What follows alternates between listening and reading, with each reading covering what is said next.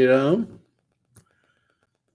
आप सबका इस भारत का बरगद चैनल के इस नए वीडियो में आप सबका स्वागत है। आज का जो टॉपिक है, the topic is why India was not united and failed to show solidarity. Before I start this video, I wanted to just follow up on my previous video uh, prediction that this video should be a live streaming and interactive. But I cannot do it because there are certain reasons why this is not a live video streaming from my channel Bharat Ka Bargat. The reasons are many, but some of the reasons I can tell you are that I need a critical number of subscribers to my channel so that if I do an interview or discussion, it should reach a large number of audience, that is maximum number of people all over the India and also the world to my targeted audience. So this is one reason. And the second reason why it is not a live video is that I need to broadcast more videos and lot more problems and issues that are widespread all over, especially India, and also in general terms all over the world. So to reach to my above goals, um, I am requesting from all of you is that please kindly watch my channel in entirety and also subscribe to it in a large number so that I can reach a critical point so that I can start live video to reach maximum number of people. So that is the way. I request you, all of you, please watch my video in completely, and also please subscribe as many as you can so that I can reach to a more audience. So that is one thing. Now back to why India was not united and failed to show solidarity. I have done some research on that.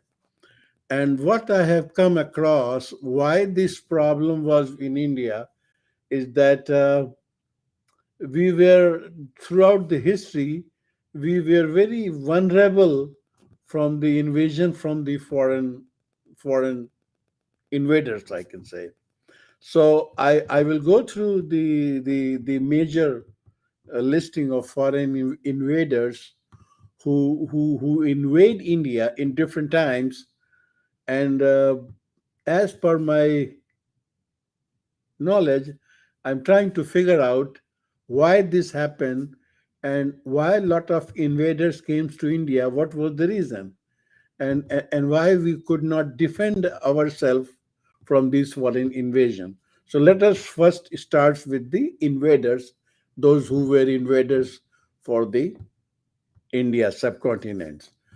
Our invading history starts from number one. We call it, in popular way, we call it Aryan invasion. So there are two theories for Aryan invasion. This invasion happens in around 1700 to 1800 BC, something around that time.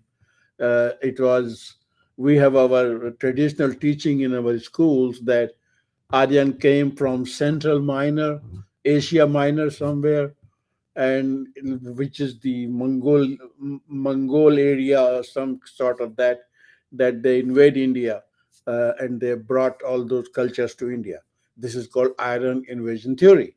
But there are two parts of this. I mean, two aspects of this theory. There are two types of thought on that. One is called Aryan invasion theory, which is called AIT, and the second one is called indigenous Aryan theory, which is called IAT. So AIT and IAT, these are the two thoughts. If you look in my personal feeling, my personal agreement is not with the AIT. I believe in IAT, that is indigenous Aryan theory. That's where I believe. But I don't want to go into too much detail on this. It's just that I don't believe that Aryan came from some other place. What I believe that it is the indigenous people from India subcontinent, and they migrated to different places uh, around the surrounding the Indian country, and also as far as north to Germany and to Saudi Arabia and to up to Burma and Japan. All these areas, we the Aryan people have migrated in this area, and that's why you see all those evidence of culture, linguistic evidence, cultural evidence, and archaeological evidence. All those things which are coming now is that, and also the genetic theory also support this kind of call IAT. So apart from that, so this was the Aryan invasion theory. It was actually not a invasion, Aryan invasion in my concept. It is just two thoughts. The conflict is still going on, but it is your personal belief, what you believe. I believe IAT, that is indigenous Aryan theory. Okay, the next one, the next invasion happens on Indian subcontinent was from Macedonian invasion. Macedonia, the Greek king Philip's his son Alexander the Great, who thought that he wants to win whole world, he want to conquer the whole world, and he started on that kind of venture. So he came in the west part of India, and then uh, one person he had a battle fight with King Porus, but in the history it records is that there was a king. His name was King Ambi of Taxila. So that he was the central figure that Alexander win that battle with Porus, because help from King Ambi of Taxila. So it was the help from some insiders that Alexander was able to defeat Porus. But fight was so fierce, and he came into his senses, and he left. And then he appointed Seleucus, his general or somebody, to rule this area where Alexander was there. After that, in Seleucus time, the Chandragupta got the king, and I think there was a some history that Seleucus' daughter uh, had got married with Chandragupta. I don't want to go into too much detail. But the whole idea was that there was an internal help from King Ambi of Takshila. That's why Alexander was able to defeat Porus. That's the next one is actually not a poor. It is not a armed invasion. It is called Parthian invasion. Uh, at the time of very dawn of Christianity, when Jesus was giving his speeches and all those things, there were twelve, first 12 people who were called apostle. Out of those apostle, one was called Apostle Thomas. So Saint Thomas, he was one of the apostle. So he arrived in India, coast of Malabar, near the Bombay area hill. He also come to the Kerala area, and to promote the Christianity. So there he started promoting Christianity, and after that, the the Kushan Empire became popular, and the Kanishka, the great king Kanishka, was the who controlled the Silk Road in this area, with Saint Thomas that arrived in this area. So it was the early, you can say, the spread of Christianity in India, first time. Okay, after that, the next invasion happens from Muhammad bin Qasim, who won the second attempt at the battle with Raja Dahir Singh, Raja Dahir, in around 712, uh, during the time of Prophet Muhammad. And I have covered this uh, history in my previous video. If you go and see my previous video, the spread of religion, there are so many videos, you will find more detail about this. That King Muhammad bin Qasim came in 712 AD. After that, the next invasion happens. Muhammad Ghazni, the great Ghazni, he raided India 17 times in 998, and for the long 25 years of history, he did that. Ultimately, mm,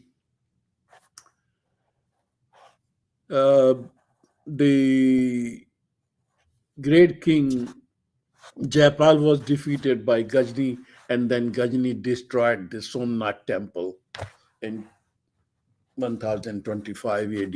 So that was the time when Muhammad Ghazni came.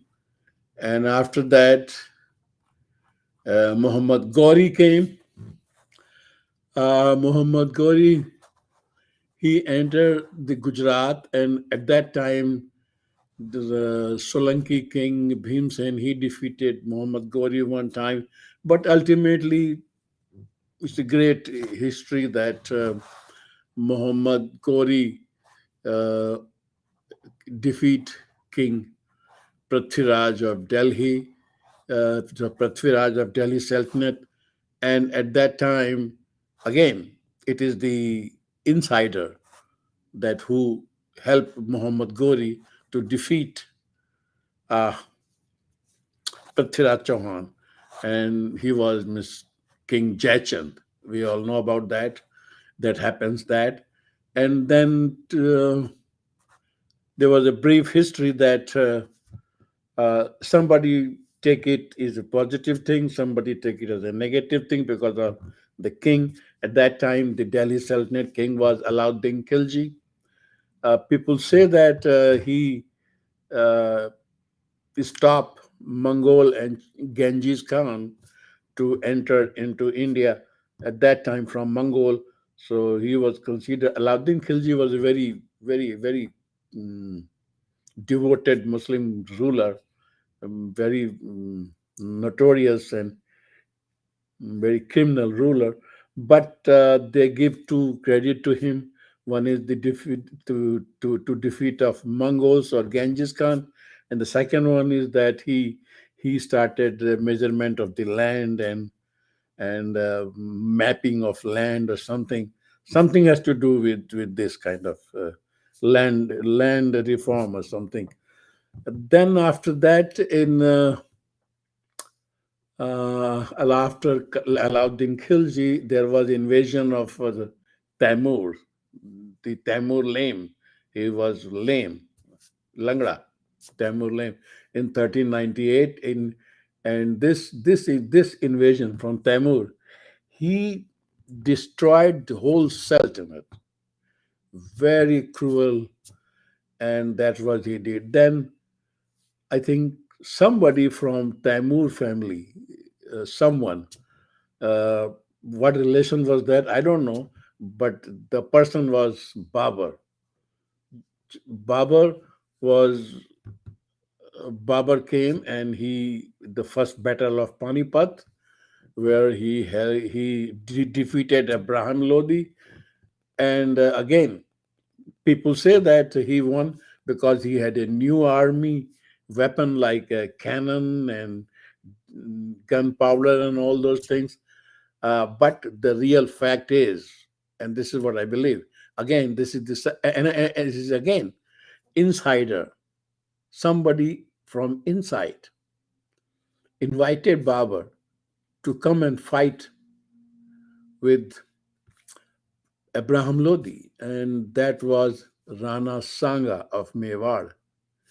He was the one who helped Babur to win this battle of first Panipat. So after that, the Mughal dynasty starts. We all know that. So I will not go into each of these Mughal king because I'm not talking about only the invasion where they came from outside. And if you look at the map of India, and there is a on the three side, India is covered by sea. It's very rare people can come through this route. The land there was a Himalaya, and on the west side of the India there is a great mountain range which is called Hindu Kush Mountain. So it is all covered, very difficult terrain that somebody can come from outside. But there's one weakness in the Hindu Kush Mountain. There is a valley, and that is called Khyber or passageway. So there is a Hindu Kush passageway. It's a flat land that can people can cross from Afghanistan side to India. So he came from Afghanistan like this, and he invaded India with Panipat. After that, uh, the great uh, what should I say? It's not a king, Lutera, or who was to come to plunder the India.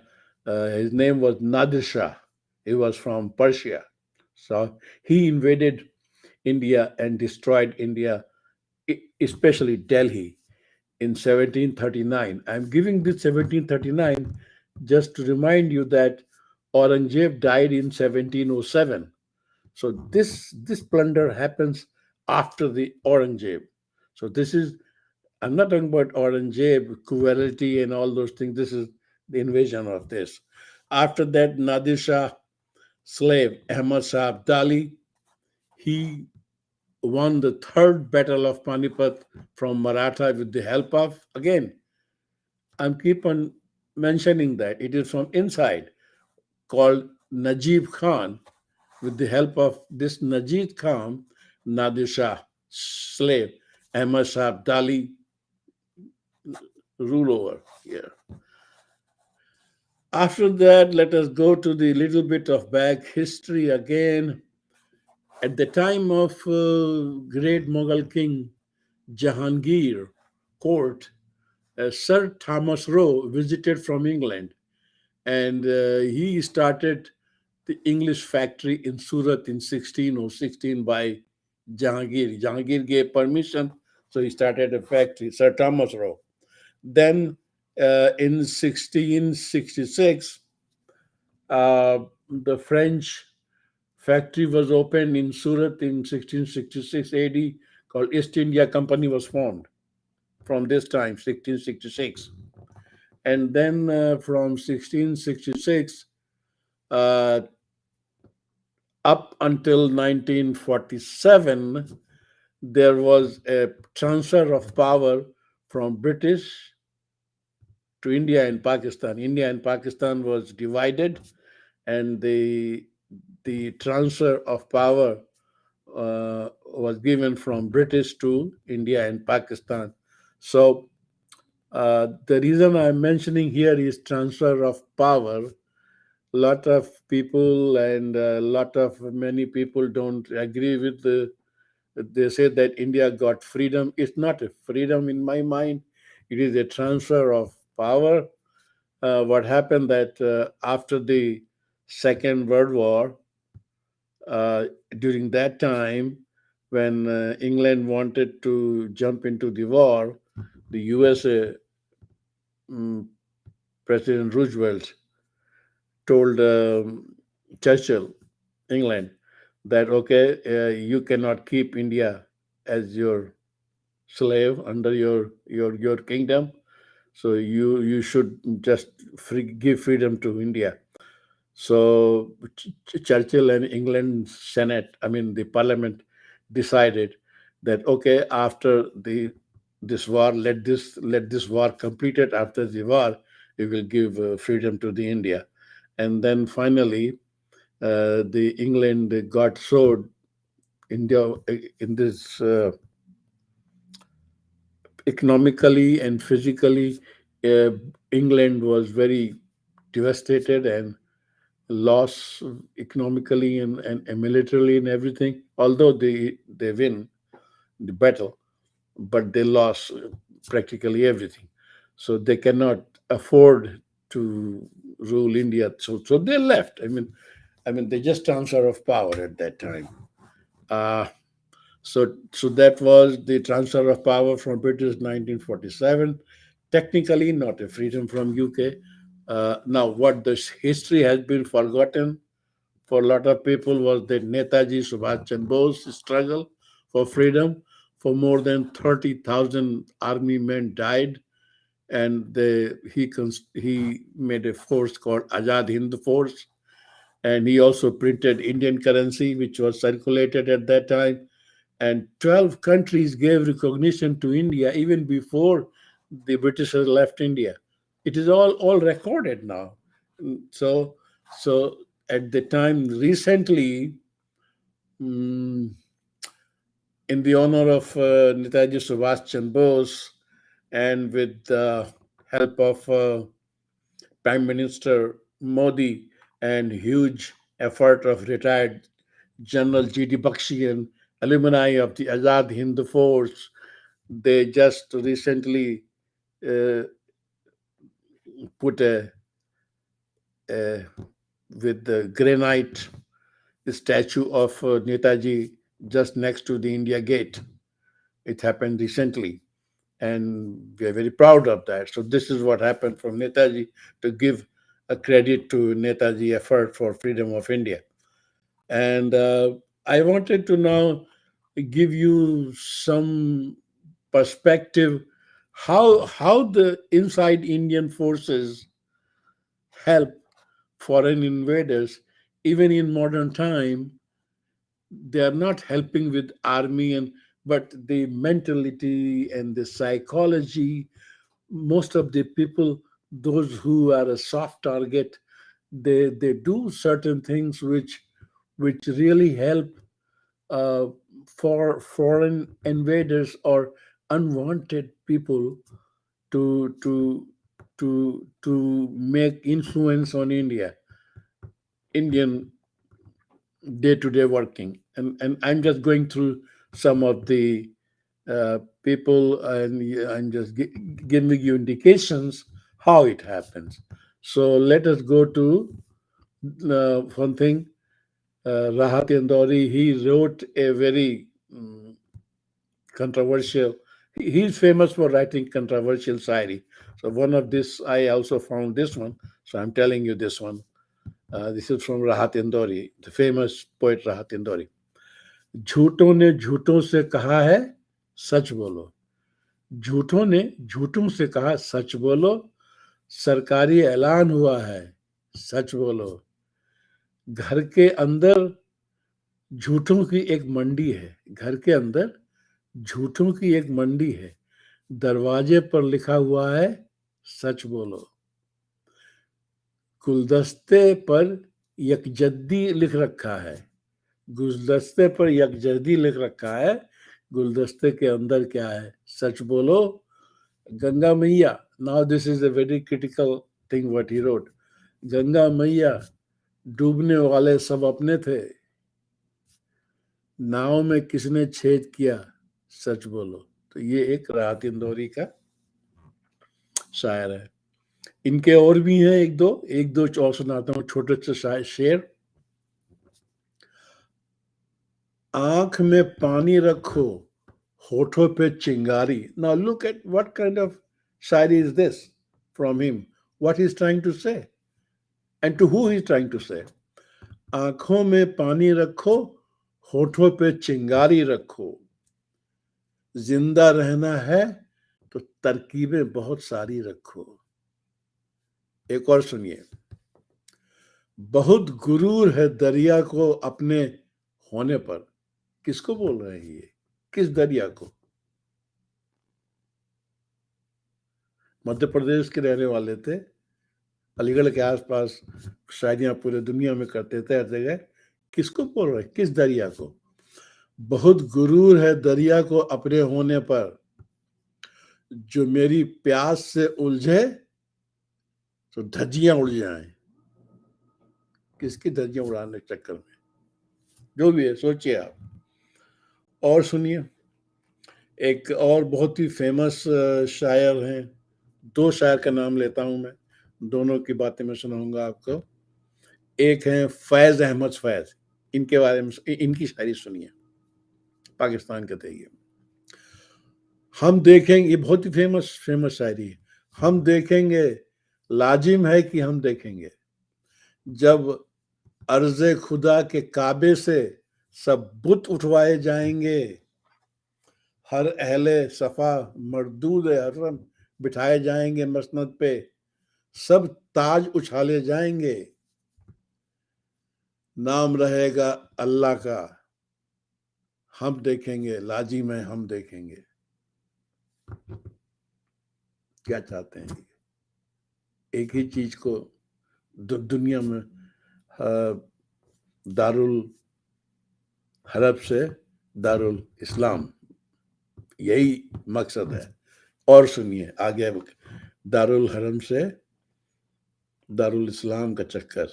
ये है मोहम्मद अलामा इकबाल, जिसको लोग अलामा इकबाल के नाम से जानते हैं, मोहम्मद इकबाल। सारे जहां से अच्छा हिंदुस्तान हमारा, ये इन्होंने लिखा था। हिंदुस्तान में भी बजता है ये गाना, लेकिन फिर उसके 10 साल के अंदर ये लिखा दूसरा। ये उसका थोड़ा सा पार्ट हम सुनाते हैं आपको। चीनो अरब हमारा, हिंदुस्तान हमारा। चीन भी हमारा, अरब भी हमारा और हिंदुस्तान भी हमारा। पाकिस्तान से बोल रहे हैं ये। मुस्लिम है हम, वतन है सारा जहां हमारा। मुस्लिम है हम, तौहीद की अमानत सीने में हमारे, आसान नहीं मिटाना नामो निशान हमारा। तो ऐसी ऐसी बातें हुई हैं, तभी लोग ऐसा बात करते हैं। अब एक हम आपको बताते हैं, ये बड़ी अजीब सी बात है। ये एक पिक्चर का थीम है, स्टार्ट होती है पिक्चर ऐसे ही, और ये इतनी फेमस पिक्चर थी उस जमाने में, 1960s की बात कर रहा हूं मैं। इस पिक्चर को मैंने अपने बचपन में कई बार देखा, मेरे सीने के बहुत करीब थी ये पिक्चर। लेकिन जब मुझे सब चीजें मालूम पड़ी, मुझे अपना सब चीज पता चली मुझे, ये हो क्या रहा है, हिंदुस्तान के साथ हुआ क्या है, हिंदुओं के साथ हुआ क्या, इतिहास कैसे कहां से कहां पहुंचा, किसने पहुंचाया। सुनिए इस बात को। इस पिक्चर का नाम था, और यह है, मुगले आजम। बहुत ही फेमस पिक्चर दिलीप कुमार की। और मैं इसमें, मुझे लोगों की एक्टिंग से कोई शिकायत नहीं है।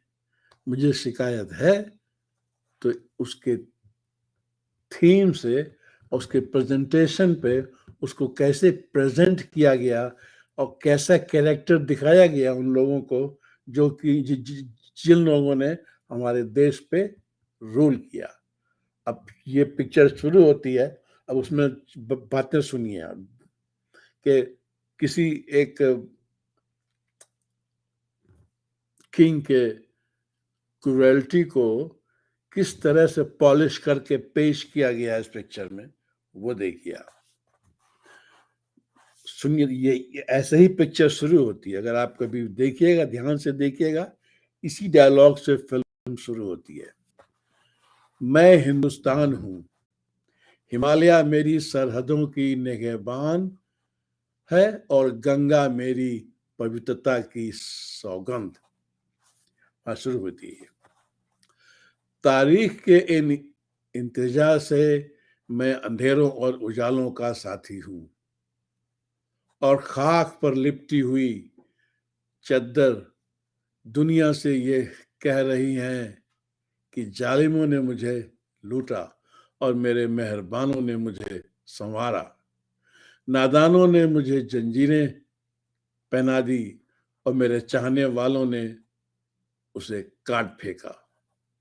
मेरे चाहने वालों में एक इंसान का नाम मोहम्मद जलालुद्दीन अकबर था। अकबर ने मुझसे प्यार किया। मजहब और रस्म रिवायत से बुलंद होकर इंसान से इंसान को प्यार करना सिखाया और हमेशा के तरह मुझे अपने सीने से लगा लिया।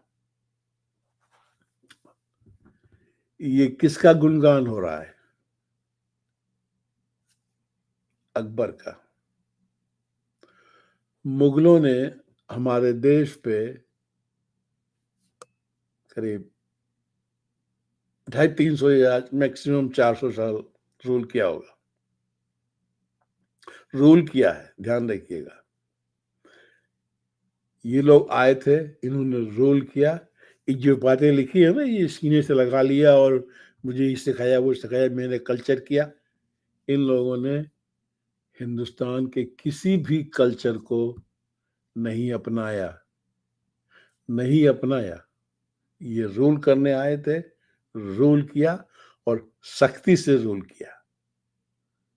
लेकिन हम लोगों का इतिहास जो है उसको ऐसे पेश किया जाता है कि हमको याद है अपने जमाने में जब पिक्चर आई थी, देखी थी मैंने।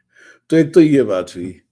अब हम आते हैं कि भाई क्या वजह है जो मेरे समझ में आती है कि हम लोग क्यों नहीं एक साथ रहते हैं? Why we are not united, why there is a rift, why there is a gap.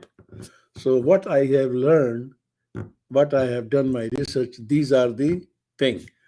Following are the reasons why we are not united and we are unable to show solidarity to the world. What are the reasons?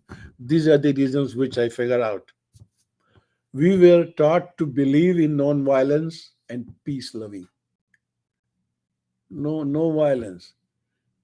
एक गाल पे तो कोई थप्पड़ मारे, दूसरा बढ़ा दो, या नहीं चलता। जब ये बातें कहीं की तब भी नहीं चलता था ये, लेकिन चलाया गया आगे। Multiple kingdoms and no unity. There are multiple kingdoms, बहुत से राजा हुआ करते थे, but there was no unity. Each kingdom desire to expand its region at the cost of aligning with the others, foreigners or other kingdom, or, or they're not friendly with you, so they can help somebody else. This and there are a lot of politics. Wrong teaching of Hindu Sanatan religion. Wrong teaching means people say that we are peace-loving teaching and Hindu dharma is peace-loving. We don't fight and this and that. If we don't fight, we are peace-loving. Why Durga ji has so many arms in her hand? Why Ram killed Ravan? Why there was Mahabharat? Fighting with a lot of things happens. I forgot to tell in Mahabharat some time back. Most of the time I have, this is my personal experience, that lot of Kaurav people, Dhritarashtra generation, Duryodhan and all others from Kaurav side, Bhishma Pitama and everybody, with the help of Arjun and Krishna, they have killed so many Kaurav warrior by deceiving them. धोखे से किसी को मार देना। कर्ण को मार दिया, अपना पहिए चक्कर उठा रहा था। So somebody asked, I remember in that stadium, somebody asked Krishna that आपने किस अर्जुन के साथ मिल के सबको धोखे से मारा है। क्यों किया आपने ऐसा? आप तो खुद धर्म के लिए हैं, आपने धर्म से क्यों मारा? तो उनका एक ही जवाब था, ये जवाब सुनिए, ये आजकल सबके भारत में सबको सुनना चाहिए, सबको समझना चाहिए इस बात को। धर्म की स्थापना करने के लिए अगर दुश्मन को अधर्म से मारा जाए तो वो भी धर्म की स्थापना के लिए होता है। झूठ से, अधर्म से अगर अधर्म और दुश्मन को मिटाया जाए तो उसको भी धर्म बोलते हैं। अपने, इसको कहते हैं ना, अपने वेस्टेड इंटरेस्ट, इंडिया को अपने वेस्टेड इंटरेस्ट में काम करना चाहिए, अपना हित पहले देखना चाहिए, चाहे टिट और चाहे टैट, कैसे भी। So that was one thing. And then wrong teaching of religion and dharma. And then next one is no understanding. There is a new concept which is called no understanding of learn, unlearn, and relearn theory.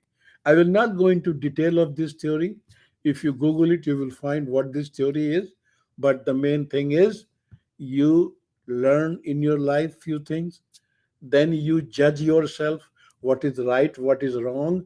Please unlearn it, don't believe it, and refresh refresh your mind, and then relearn. There is no limit कि बूढ़ा तोता राम राम नहीं सीखता, सब सीखता है.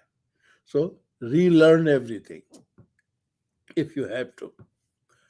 Then whatever the reason, no training of self-defense. We were not trained how to defend yourself. Lack of personal safety and security of vulnerable population. There is no personal security and safety measures for for vulnerable population. You have not been trained to for your personal security and sovereignty. This is the problem. Lack of personal safety security. Then there is a religious and political wrong understanding. We understand, our understandings are wrong for religion and for political causes, and the lacking of religious reform as per modern needs. Lot of religion has changed because of development in humanity, and inventions and discoveries of mankind. A lot of religion is reforming and changing. Some religions don't change. They don't accept change. This is not good. Of course, they cannot stay like this, and now is the time, I think, when people are becoming more uh, uh, literate and intelligent, things will change. So this is for the modern way. And at the end of, please let me know if any other topics needs to be discussed, or if you find any of these, whatever I have taught, whatever I have spoken in this video, if you don't agree with it, or if you don't want, or if you want to make any comment, just go down and make your comment there. And if you need any, and please, at the end of the, please let me know what topics you want to discuss in my upcoming video. And please do subscribe my video, because I do need your support. I'm not expecting any money from you.